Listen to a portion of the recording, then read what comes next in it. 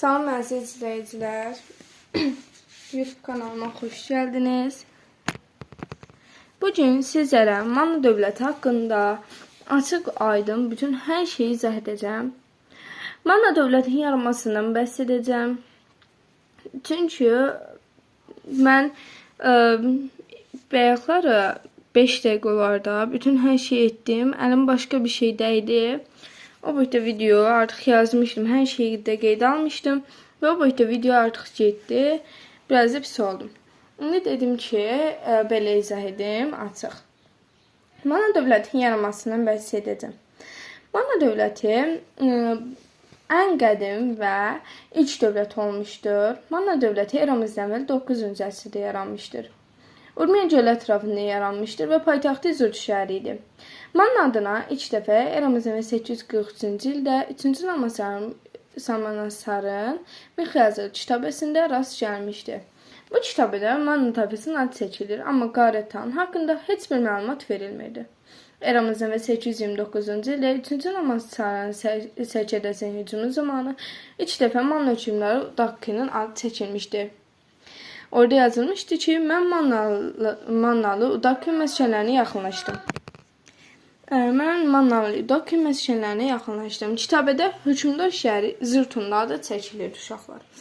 Eramızdan 9-cu əsrin sonlarında Aşur və Urartu dövləti Manna torpaqlarını ələ keçirmək uğrunda bir-birləri ilə kəskin mübarizə aparırdılar. Və eramızdan 9-cu əsrin sonlarında Urartu dövləti Mannanın Urmiya cənub-qərbində yerləşən Gizən vilayətini tutub. Eramızdan 8-ci əsrin birinci yarısında Urartu Manna yürüşlər daha da artıb. Bu zaman Manna təsib olmayıb, inadla müqavimət göstərdi. Urartuya qarşı aparılan müharibələr Mannanın özünə əsl dövlət kimi tanıtılmasına və qüvvətlənməsinə səbəb oldu. Manna dövlətin idarə sistemindən danışım. Demək, ictimai quruluşun göyə quldar idi, siyasi quruluşun göyə isə monarxiya dövlət olmuşdur. Hökmdar hakimiyyəti əvvəllər qəbilə tayfa başçılarını yaranmışdır.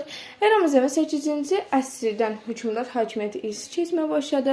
Eramızdan 8-ci əsrdən mərkəzləşdirilmiş qayda idarə olmağa başladı. Daxili və xarici siyasət orada tamamilə hökmdarın əlində idi. Hökmdar yanında məsləhətçi orqan olan Ağsaqqallar şurası fəaliyyət göstərirdi. Ağsaqqallar şurasının mövcudluğu Manna dövlətinin ibtidai cəmiyyətinin sinifli cəmiyyətə yenicə keçdiyini göstərirdi. Dövlət siyasət daha çox aşırı yaxın idi. Vilayətlər hökmdarın təyin etdiyi canişinlə idarə edirdi. Uşaqlar, canişinlik sistemini də kim yaratmışdı? İranzi yaratmışdı. Bunu danışacağım. Bir də ki, Manna ərazisi şimalda Araz çayına, cənuda isə Parsa və Midiya hüdudlarına çatırdı. Manna dövlətinin yaranmasının əhəmiyyəti o idi ki, Azərbaycan xalqının dövlətçilik ənənəsini miras qoymuşdur. Miras qoymuş ilk dövlət idi. Sonraki mərhələlərdə yaranan digər dövlətlərimiz üçün örnək olmuşdur. İndi danışıram nədən? İranzun hakimiyyəti ilə. İranzun uşaqları eramızdan 740-cı ildə hakimiyyətə gəlib, eramızdan 719-cu ildə artıq vəfat etmişdir. O da ki, İranzu qəsdən öldürməmişdir, xəstəliyinə görə vəfat etmişdir. Manna gücəməsində böyük rol olmuşdu İranzunun. Hakimiyyəti Gəncəmin qarşısında iki vəzifə dayanmışdı. Birinci məsələ o idi ki, Manna vilayətlərini birləşdirib mərkəzi hakimiyyəti gücləndirmək.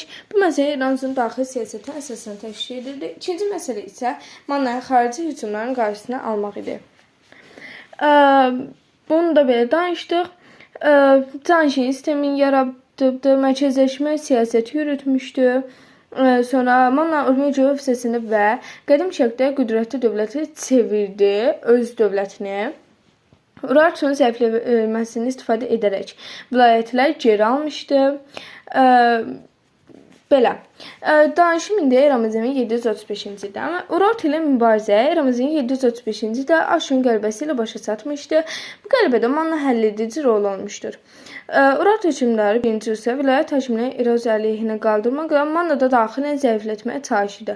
1-ci Rusiyanın təsiri ilə əvvəlcə Ziçertu, ardınca bir neçə vilayət Mannadan ayrıldı. Aşur hökmdarı 2-ci Sargon Mannaya eramızdan 719-cu il yürüyüşü Eramızdan 719-cu ildə Mannada Şam, Dahul, Durdukka şəhərlərinin üsyan baş verdi. Urartu meyilli Manna canişinə mərkəzi hakimiyyət qarşı qaldırmışdı.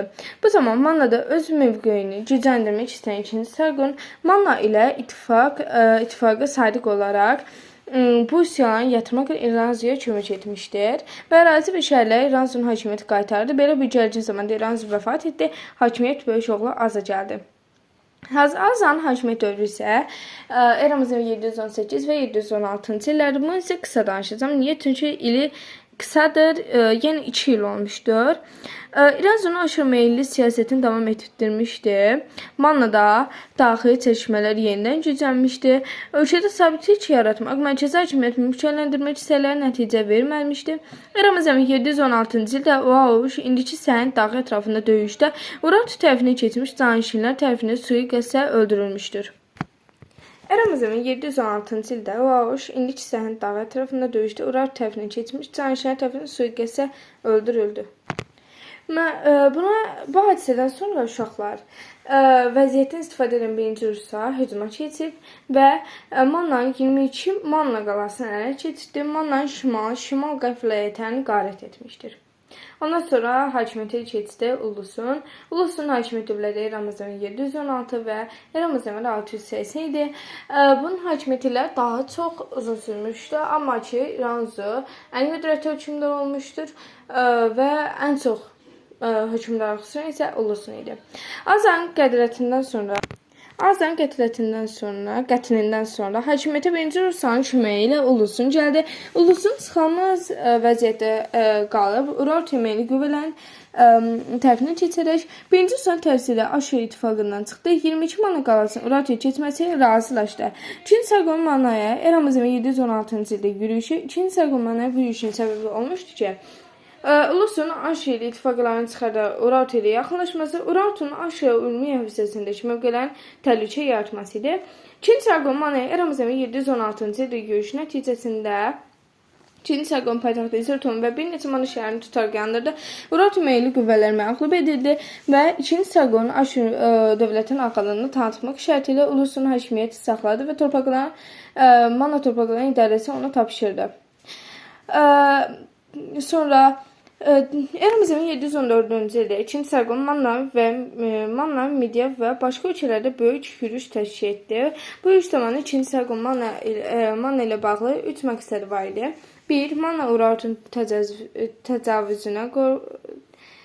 təcavüzündən qorunmaq. 2. Mannada Aşur dövləti mövqeyini möhkəmləndirmək. 3. Aşur xəzinəsinə vaxtından xərac göndərməsini təmin etmək. Aşur Manna ilə eramızın 714-cü ildə Sirdak şəhərində müqavilə bağladı. Sirdak müqaviləsində şərtlərə görə 1. Manna Aşur xəzinəsinin xərac ödəməli, 2. Aşur işğal olunmuş Manna ərazilərini azad etməli idi. Eramızın 714-cü ilin yürüyüş zamanı Ulusun qəlbi münasibəti ilə 2-ci Sargon şərəfinə yazılı abidə qoydurdu. Aşurun hakimiyyət dövrünə keçərək, Aşurun hakimiyyət dövrü eramızdan 675-650 idi. Eramızdan əvvəl 7-ci əsrin 1-ci yarısı Aşurun hakimiyyət dövründə Türk mənşəli Kimmerçi tayfaların ölkənin şimalda məskunlaşmasından istifadə edən Manna Aşur ilə ittifaq pozdu və müstəqil oldu. Mannada, Midiyada Aşur əleyhinə üsyanlar kömək etdi. Hətta onun müttəfiqləri ilə birlikdə məğlub edərək Midiyadan qovdu. Mannada İskit şarlığı ilə ittifaqa girərək Aşur torpaqlarına hücum etdi. Eramızdan 650-ci ildə Aşur hökmdarı Aşurbanipal Aşur ilə ittifaq pozduğu üçün İskitlərin bitərəfliyinə nail olduqdan sonra Mannaya hücum etmişdir. Həmin ildə tərəflər arasında baş verən döyüş nəticəsində biri Aşurlar bir sıra Manna vilayətlərinin şəhər və qalaları, o cümlədən paytaxt İzird şəhərini dağıdıb, yandırdı və talan etdi. Mannada hasif və mal qarasının bir qismi qənimət kimi aparıldı. Eramızdan 650-ci ildə Aşurun siyasətində narazı qalan Aşur ilə ittifaq tərəfdarları Aşuriyə qarşı üsyan qaldırdı. Xalq üsyanı zamanı Aşur öldürüldü. Manna dövlətinin süqutu Aşurun oğlu Uallinin eramızdan 650-630-cu ildə hakimiyyət dövründə Aşur ilə ittifaq bərpa olundu. Və Manna ilə Aşur münasibətləri yaxşılaşdı. Aşur ilə Manna arasında bəzən hərbi münaqişələr baş versə də, onların əsasən müttəfiq münasibətində olmuş, müttəfiqlər birlikdə Urartu, Babil və Midiya dövlətlərinə qarşı mübarizə aparmışlar. Eramızdan əvvəl 7-ci əsrin sonunda Aşur, Midiya və Babil dövlətinə qarşı mübarizə aparan zaman Manna xarici siyasətdə səhvə yol verərək Aşura kömək etdi. Ona görə Midiya və Babil Mannaya öz düşmənlərinin müttəfiqi kimi baxırdı. Midiya eramızdan əvvəl 590-cı ildə tarix səhnəsində tək qalmışdı. Manna dövləti özünə tabe etmişdi. Bununla da Manna müstəqil dövləti son qoydu. Və Manna hökmdarları olmuşdu. Udaki, Uranus, Aza, Ulusun, Aşir, Ali. Udaki eramızdan 9-cu əsr, İranzu dedim, Azay dedim, Ulusun dedim, Aşirə 675-650, Ali isə 650-634. Manna mədəniyyətindən danışsaq, təbiətinə, əhalisinə danışsaq, deyək ki, dağlıq ölkə idi, suvarma üçün yararlı olan çoxlu çayları var idi, əhali məhsulları çay vadilərində daha sıx məskunlaşmışdı, düzən və dağ ətəyi yerlərində əhalisinin əsas məşğuliyyəti əkinçilik idi, faydalı qazıntılarda dəmir, mis, gümüş, qızıl, qurğuşun və sarı zəngin idi. Manna əhalisi türk-mənşəli və oturaq həyat sürən tayfalardan ibarət idi. Kuturlu, Beturuk və su tayfaları var isə hesab olunurdu. Ailəsinin sosial tərbiyəsində bir əyanlar, 2 sənətkarlar, 3 kəndlilər, 4 qullar daxil idi.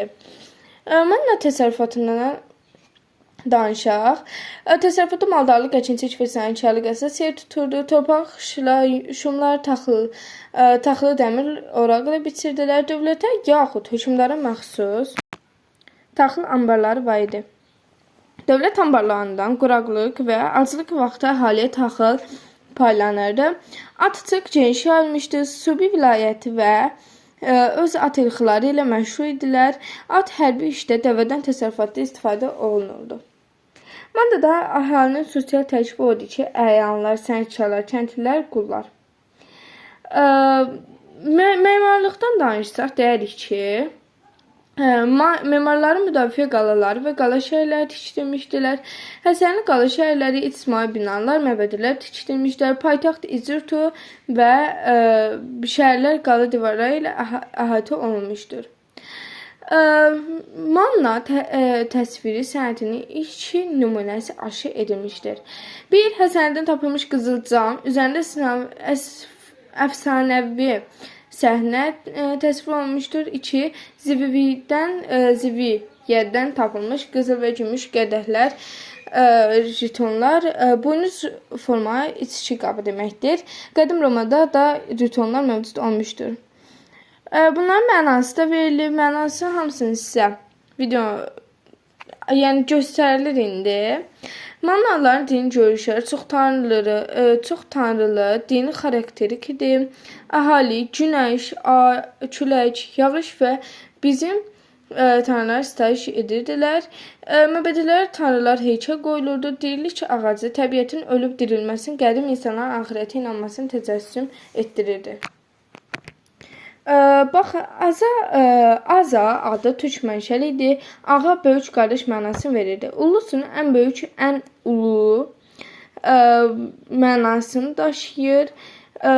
Bunlar məlumat verdim. İndi gələk Manna dövlətinin sonuna. Eramızdan əvvəl 590-cı ildə məhv oldu. 9-cu əsr deyərəm, 590-cı ildə məhv olmuşdur.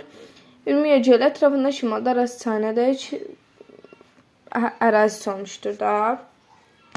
Video bəyəndinizsə bəyənməyi, bir də abunə olmağı, bildirimləri açmağı unutmayaq.